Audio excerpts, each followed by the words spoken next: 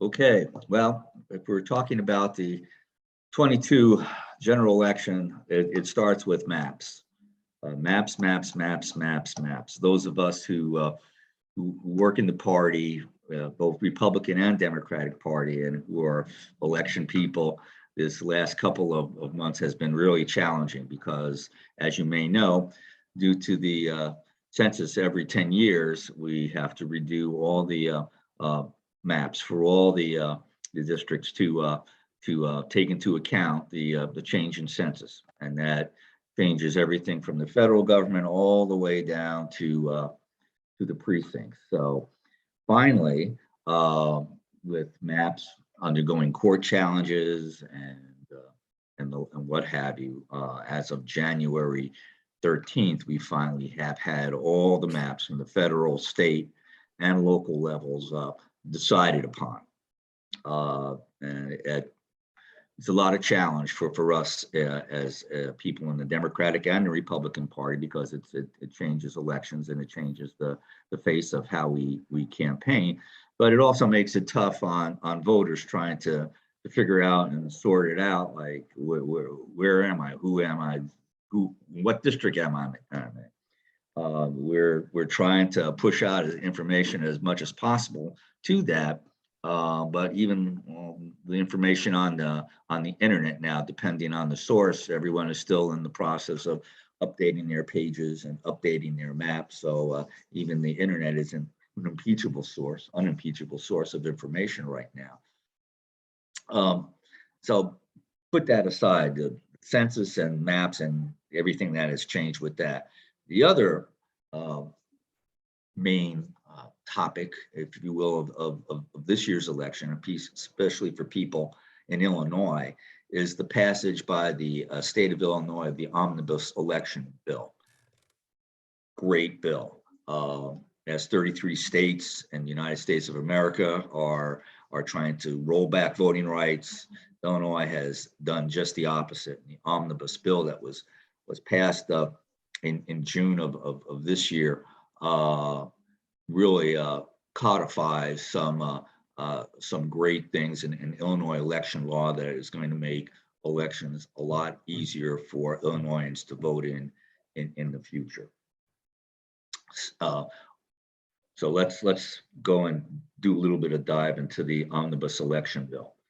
One of the procedural things that the election bill dealt with is the fact that we have COVID right now. And that's the other wild card that has affected the election so far. What COVID has done and was codified in the election bill is the whole election process for the state of Illinois was pushed back. Usually by February, we're engaged in going out and having our primary, the actual physical primary, the actual election day. That is now all pushed back till June 28th. So the actual physical primary day election is June 28th. When you go to your polling place, and if that's the way you want to vote, that's June 28th right now. What the omnibus bill did, however, it did mandate early voting. Early voting starts May 19th. And it did mandate a vote by mail ballot. Somewhere after March 30th of this year, you should be getting a notice from your election commission, your local election commission, which is generally the county clerk of the county that you lived in, that invites you to ask for mail-in ballots. So for every election from this point forward, if you want, you can get your ballot for both the primary and the general election delivered to your home. You don't have to go to election day on the 28th. If you so desire, the clerk will send you a ballot in the mail. If you filled out that notice, which is supposed to be sent out sometime after March 30th. We'll get a little bit into why March 30th is kind of important.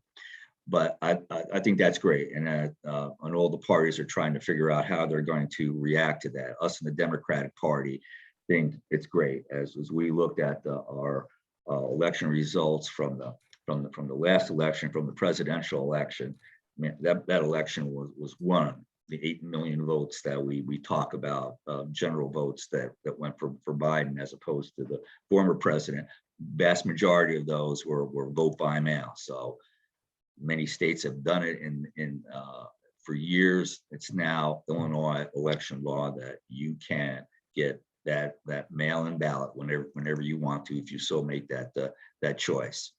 I think that's positive. I know a lot of people somewhat concerned about that, but having been involved in the minutia with the clerk's office and doing some election recounts, you have a unique code on all of those ballots, and trying to figure out what that code is would be impossible for a general person to do.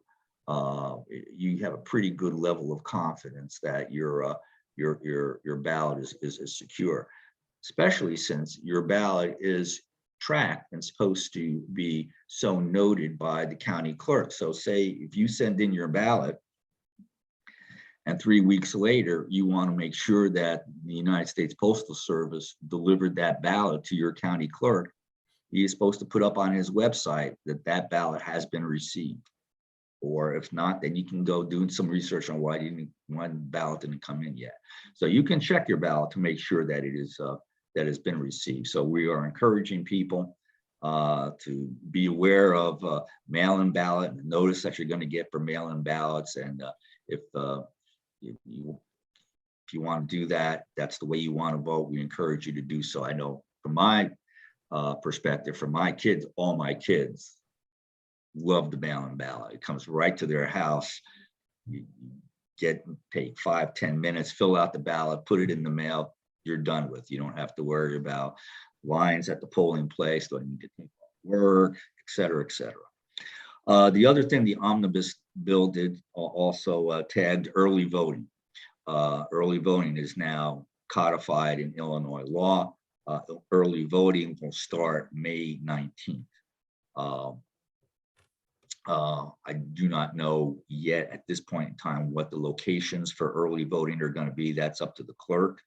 Hopefully the early voting places will be spread out through the county, not just centered in Woodstock in the county office building, but also in Crystal Lake. We got a lot of concerns last year that places like Harvard and Marengo and Richmond, there were no early voting opportunities in those places. So we have been encouraging the county clerk to think out of the box and just, not to have those early voting locations in big population centers, but also in the rural areas, which, may make a lot of sense because it's, tougher for people sometimes to get out and vote in the rural area. But May 19th is when the early voting is going to be starting.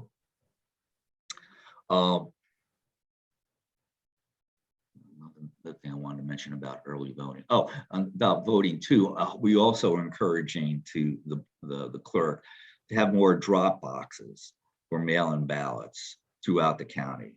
They were kind of just centralized in the population areas in the past. He thinks that's a security threat. I don't know if you saw any of those drop boxes. It would take massive amounts of high explosives to get through some of those drop boxes. So we're encouraging him to once again, not just look at the more populated centers in the county, but also some of the rural areas to have the United States Post Office can be in Richmond, Indiana. They can have a drop box by the post office in Richmond, Indiana.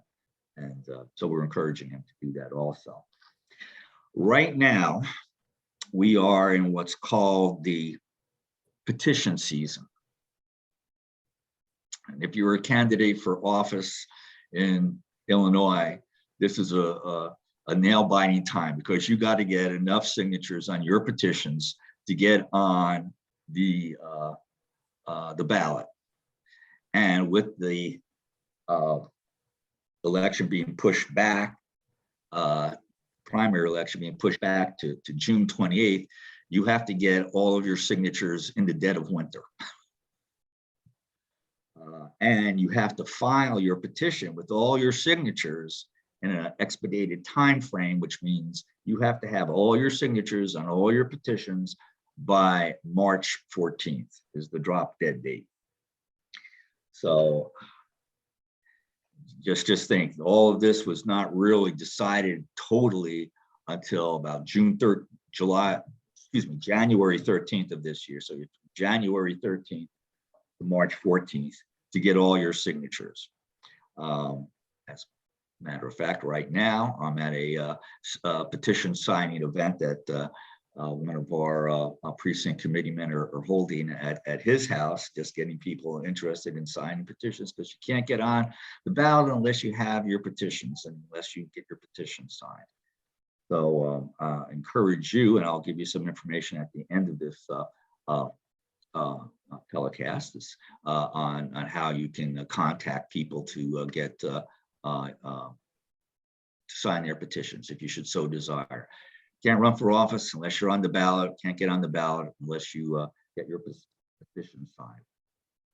Now I mentioned that those petitions have to be filed by the clerk by March 14th, and that gives period from March 14th till about March 30th, which is when I mentioned that the notice of a vote by mail is going to be going out. But that period, March 14th to March 30th, is where petitions can be challenged, where any citizen can go in and say, I want to see the petition of XYZ, and check the signatures and check the addresses to make sure that all the people that signed that petition met the petition requirements. And basically, they're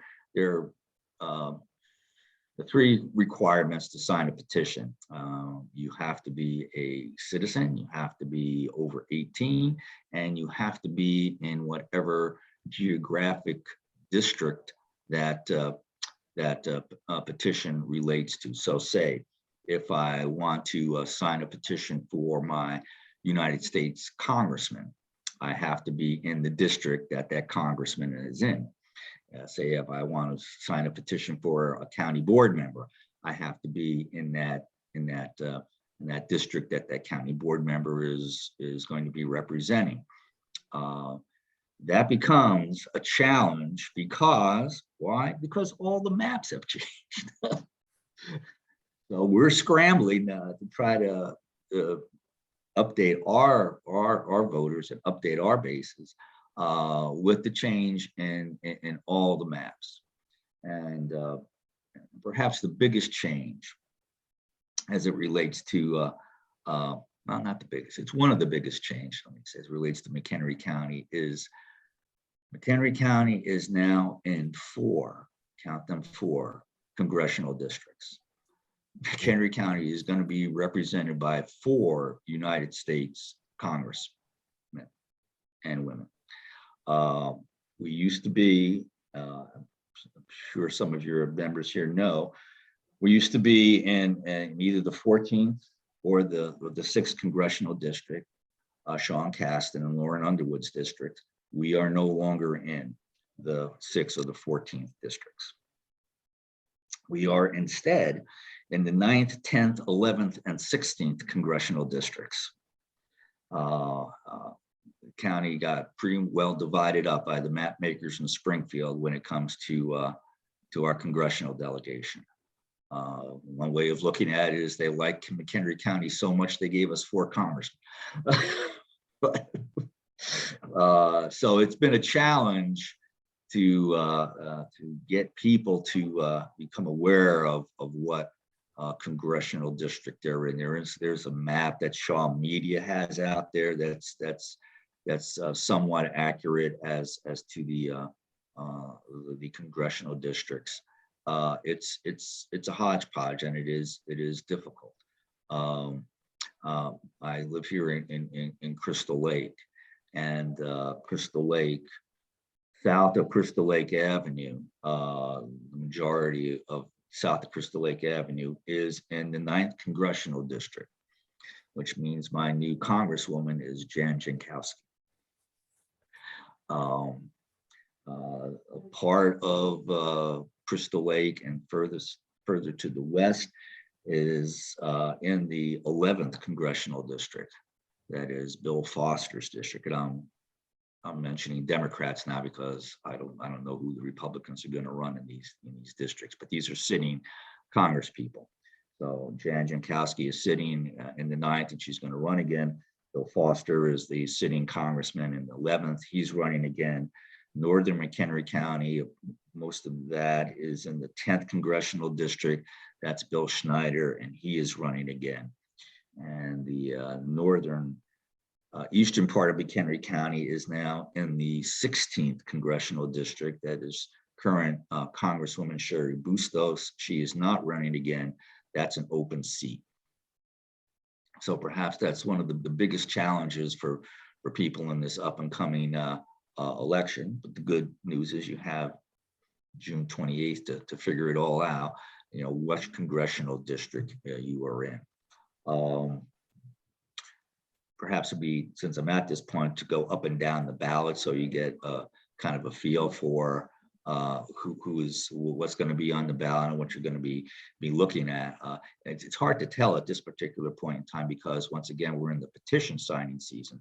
So I can't tell you who's going to be on that ballot yet, even in the primary, because some people have pulled petitions yet. Some people are out there collecting signatures. Some people haven't yet. Some people might get caucused in. So really don't know the total lay of the land at this point in time. I can tell you who I know is out there getting petitions and who's going to be running in a lot of these races. So from the top of the ticket, we are going to have a senatorial race, and it's Tammy Duckworth's seat is up for the United States Senate. Don't know or have heard of any challenge yet from the Republican side on against Ms. Duckworth. I'm sure they will run a candidate. I haven't heard of anybody yet. We went through our congressional delegation. Next is, of course, the state. J.B. Pritzker is going to be running again from the Democratic ticket for governor. There are, at last count, 4 candidates on the Republican side of the aisle that are positioning themselves to challenge Mr. Pritzker. We also will be an election for the lieutenant governor, secretary of state, controller, treasurer, attorney general, and superintendent of education. All the sitting Democratic office holders on those positions will be running again, except for Jesse White. That's going to be an open seat for Secretary of State.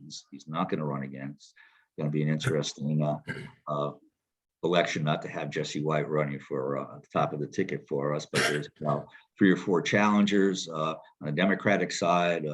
Janulius is probably the most well-known. I personally like Valencia. She's a Latino who is, I believe, sits on the city of Chicago, on the city of Chicago, an alderman there. I like her. Janulius is another candidate. There's a few other people from Chicago that are running for that position. It's a wide open race, but the front runner is certainly Janulius. Valencia has the backing of Dick Durbin, so that's going to be an interesting race. It's going to be very competitive. I believe last week there was a Secretary of State candidate on the Republican side that was announced.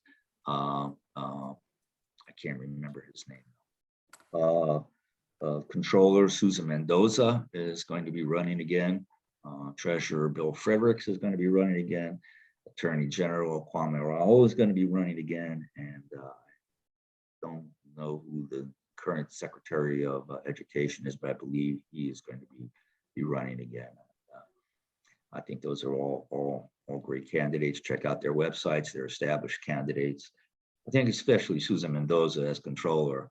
I know everyone usually bemoans the state of finances for the state of Illinois, but she has done a remarkable job in managing the state's finances and putting us on a great keel.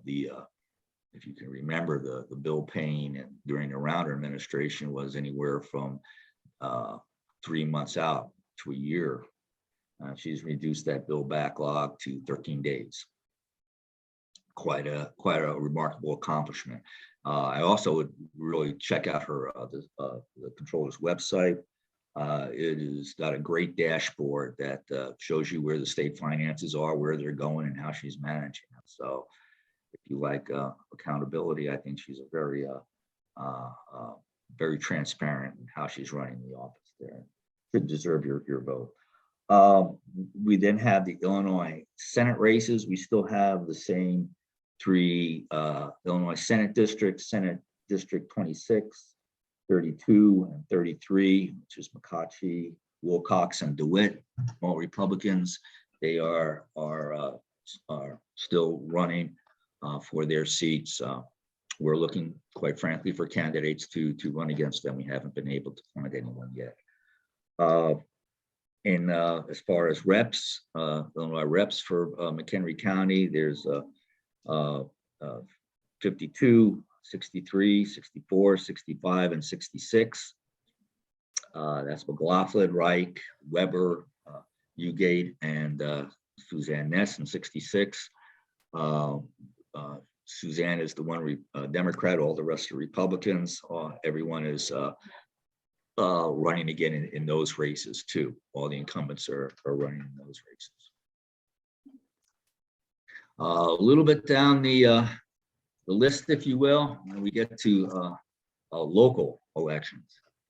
And this is the one that's been causing us headaches because our current clerk, Joe Theriot, decided to redo all of the precincts in McHenry County at the 11th hour.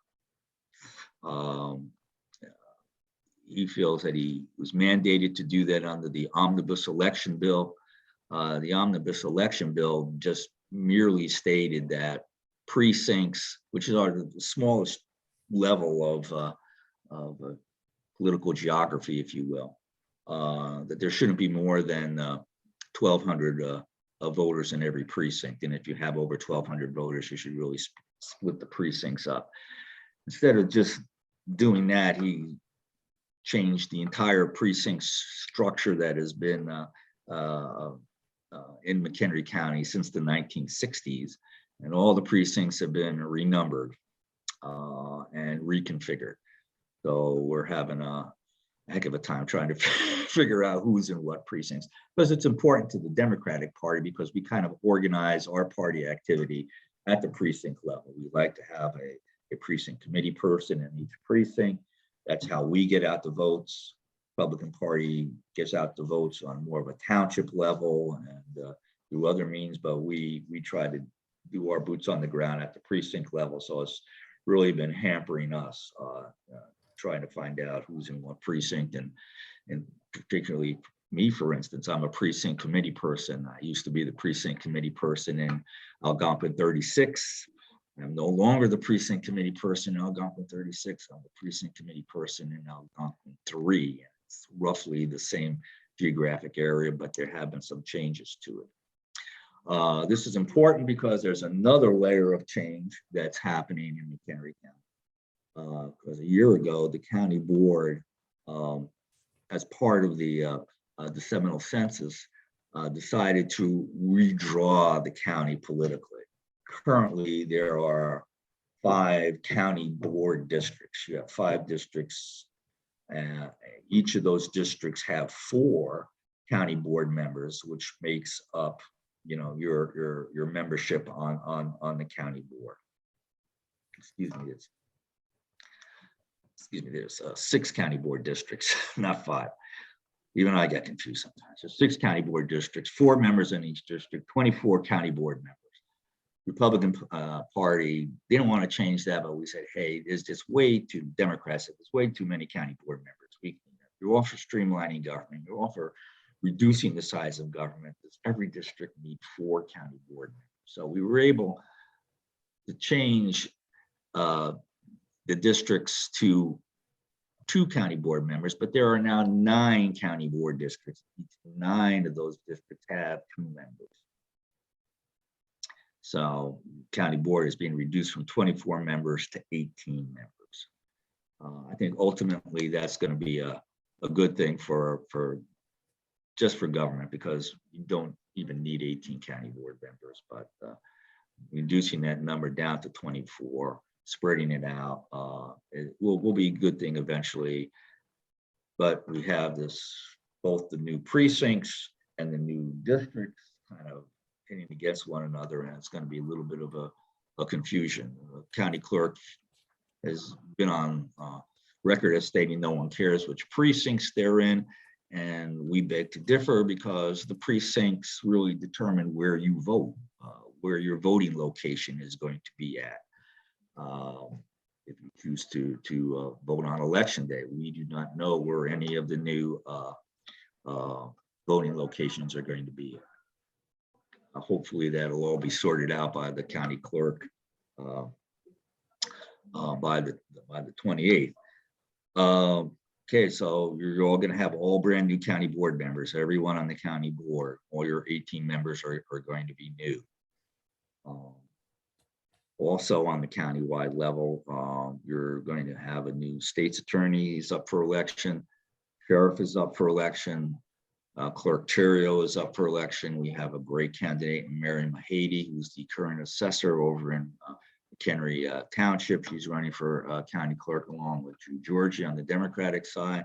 So we have a competitive race, primary challenge with two candidates. Hopefully the best one will win, and we'll be able to give a good race to Clerk Terrio. Sheriff is going to be elected, and the treasurer is going to be elected. The state's attorney, Killarney, is Republican. He's running again. However, the sheriff is going to be an open seat, and the treasurer is going to be an open seat. Clerk Terrio is running again too. So that's the local elections as it will appear on your ballot. Now I'll go to what I call the sleeper part of the ballot, the things that happen at the end of the ballot that no one really pays a lot of attention to. But I tell you, in this election, this is going to be the most important race throughout the entire ballot. And that is, there are 2 Illinois Supreme Court judges that are up for election. You are in the 2nd district. There is going to be it is going to be one of the most expensive judicial races in Illinois' history.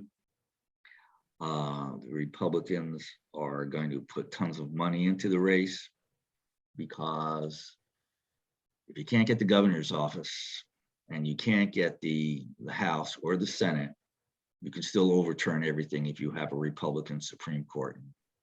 Haven't we seen that happen on the national stage? I think we're seeing that's going to happen on the local stage also. We have in the 2nd district here 4 Democratic candidates that are running for the position. All of them are great candidates. Nancy Rodling, Renee Cruz, Nancy Roford, and I can't remember the 4th gentleman's name. They're all great candidates.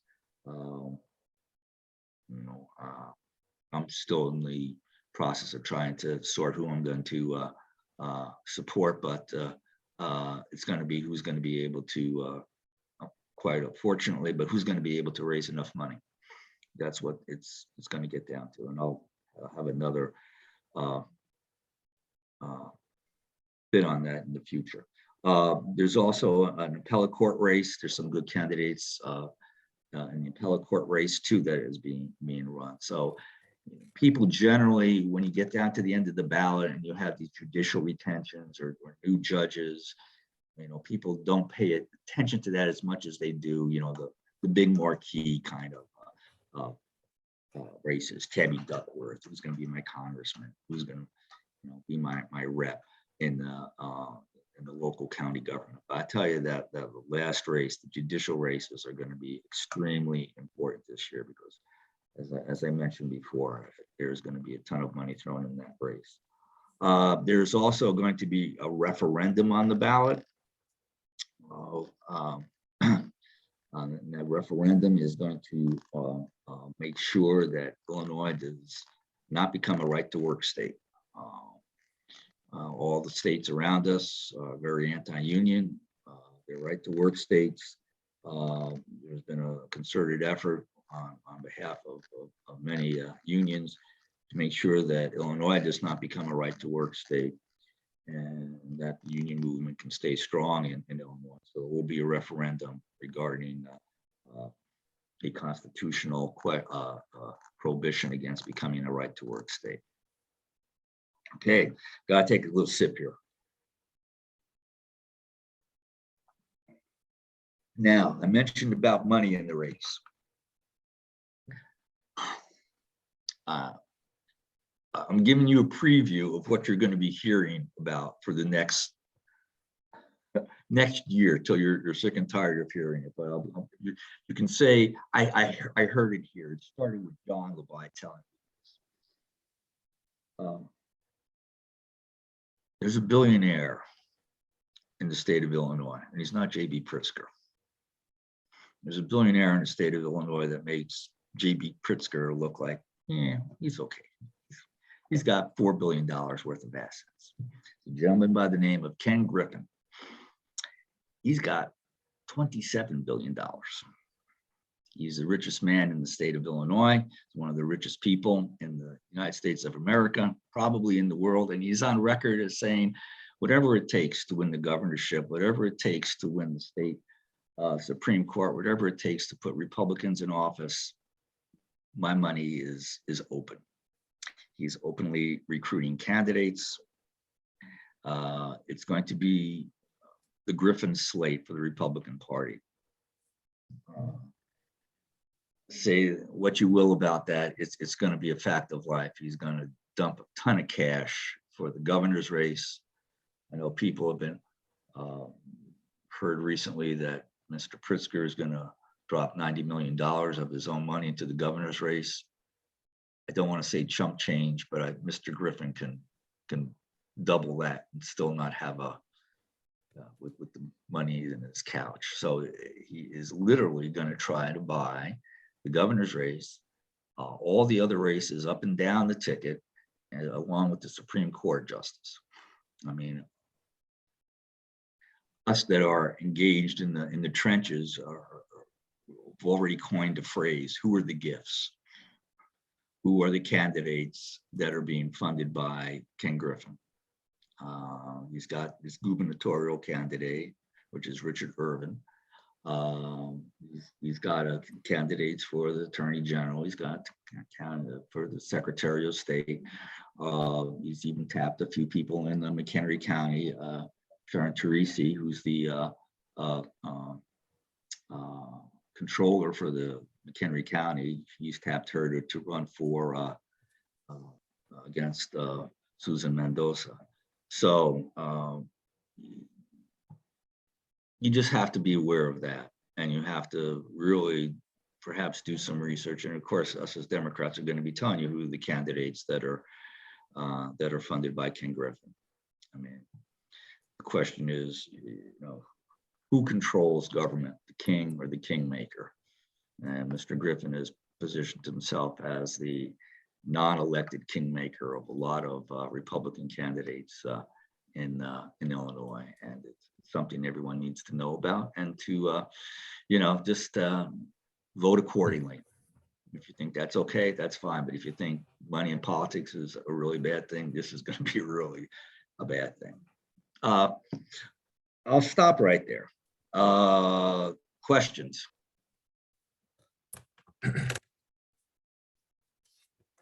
Yes.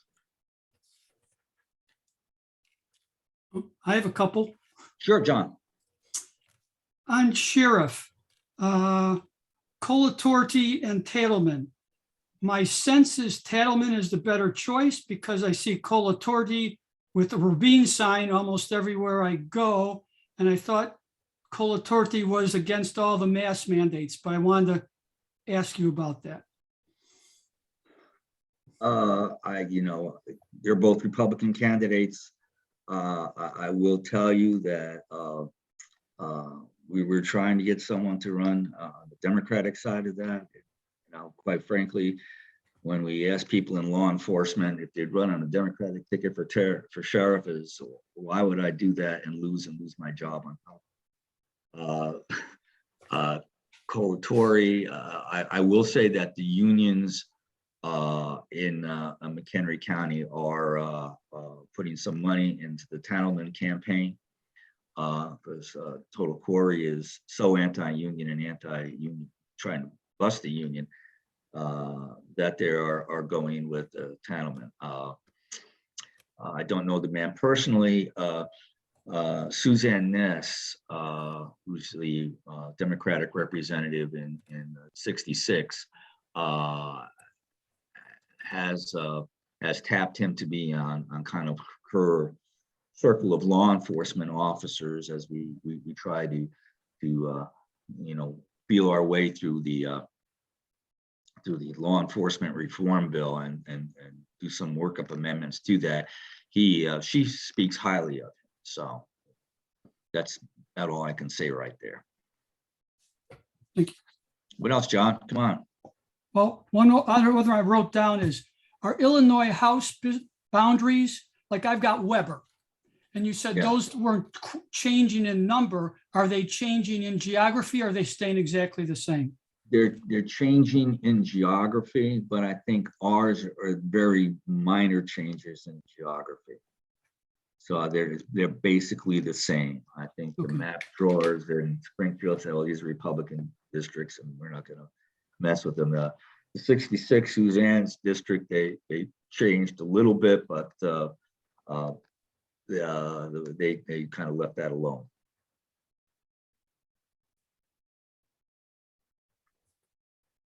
Yes. Is there a place, John, where the final maps are actually published by the state in terms of where we could go see them and see some detail? I mean, I see these big black lines going around, but it doesn't give you any detail about what street they're on or whatever.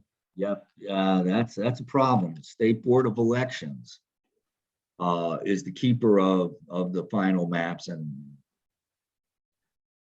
while McHenry County finished its maps on January 13th for the precincts, there's some counties who still haven't done that, even though they were legally mandated to do that by the 15th. So the State Board of Elections said, well, we're not going to put anything up there till we get all of the geocode and all of the information from all county clerks in the state of Illinois. So it is kind of a struggle right now to find the maps. You can go to Ballotopia is a good website.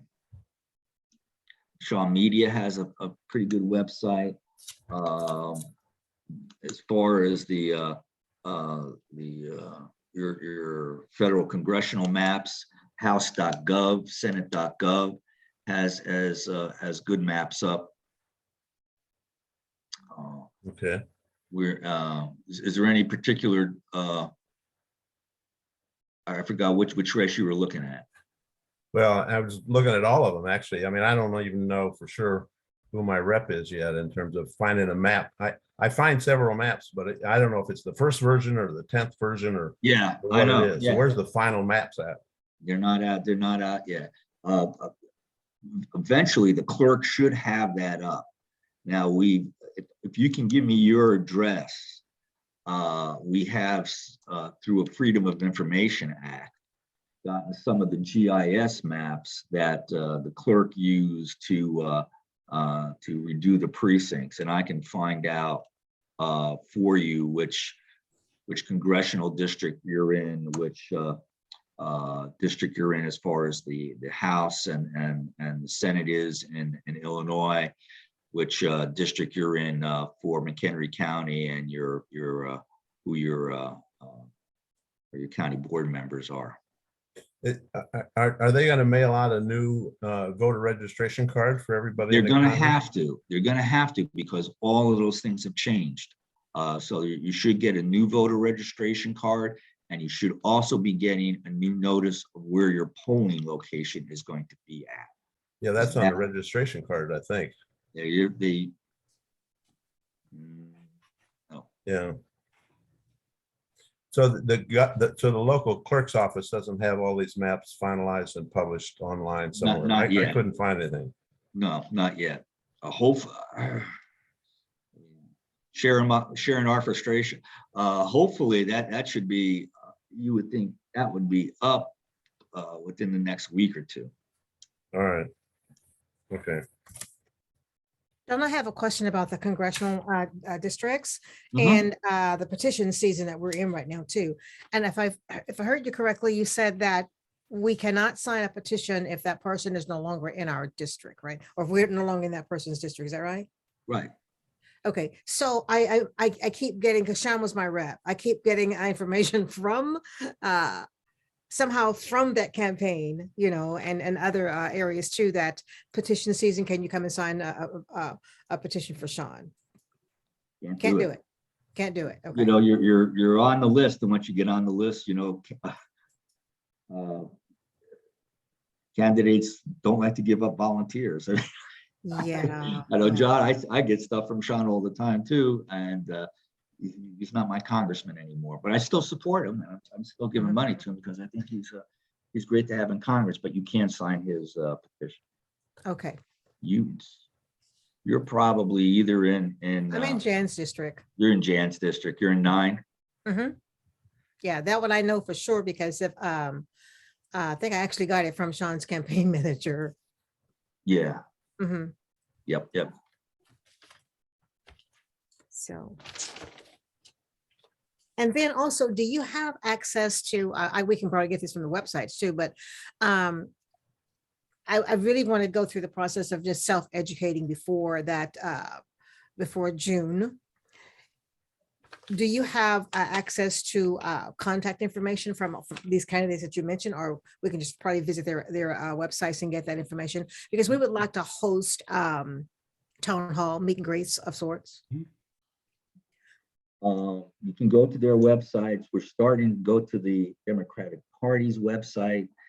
You know, we in the Democratic Party, as far as McHenry County, don't endorse one candidate over another candidate. If there's a contested primary, we're not like the city of Chicago. We're not that big. We just, you know, we just want all the candidates on the ballot as much as possible. So we're not going to endorse one candidate over the other candidate.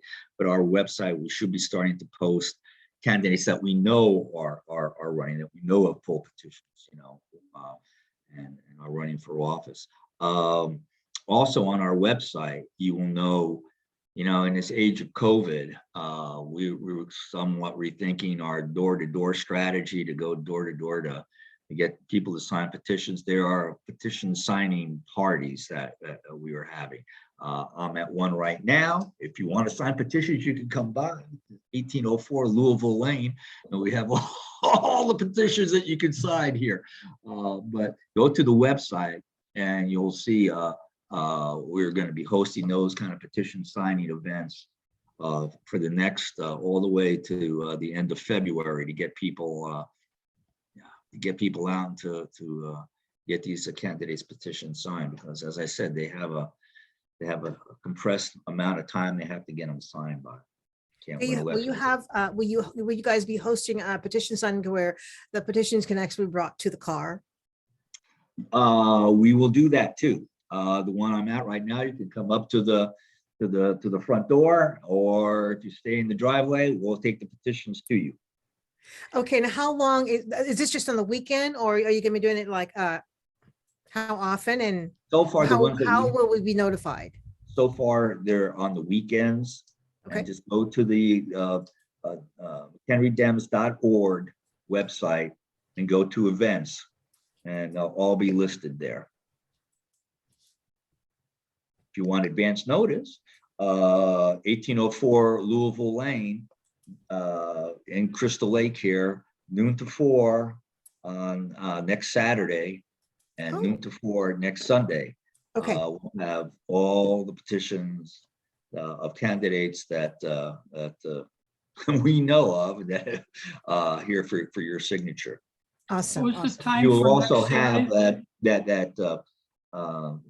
the GIS map that we FOIA'd, so we can look up an address here and tell you, well, this is your congressperson, this is your Senate district, this is your, so we get you the right petitions to sign.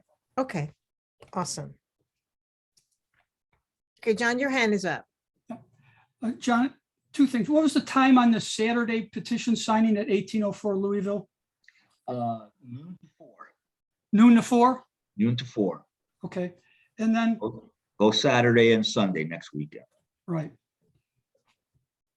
And then on this omnibus voting bill that you say Illinois just passed, will that change the way boundaries are set for the next census so No. that they're going to be impartial, or that didn't change any of that? That didn't change at all. This is all just on You the know, front. I don't know if that's a gerrymandering question. I get that question all the time. I don't like gerrymandering, but it's a fact of life. If you didn't like gerrymandering, you should have been supporting the Voting Rights Act that just got shot down in Congress because that outlawed gerrymandering. So I'm sorry, any Republican that complains to me about the Democrats gerrymandering in Illinois, did you support that bill in Congress? Right. No, you're right. Because The Senate, really. yeah, the Senate killed it, yeah. Yeah. But it is what it is. We live with it. I mean, when you look at Jan Jankowski's district, which I'm at, it goes all the way from uptown in Evanston, and goes all the way, snakes all the way up to McHenry County and takes a chunk out of McHenry County. Crazy. It doesn't make any sense, but it is what it is. And without, I think federal legislation, you're never going to get gerrymandering to go away. My opinion.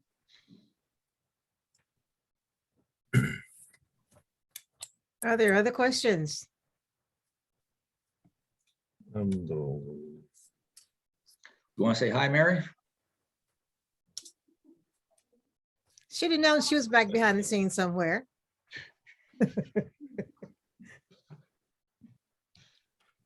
I got a question. Hi, Mary. How are you?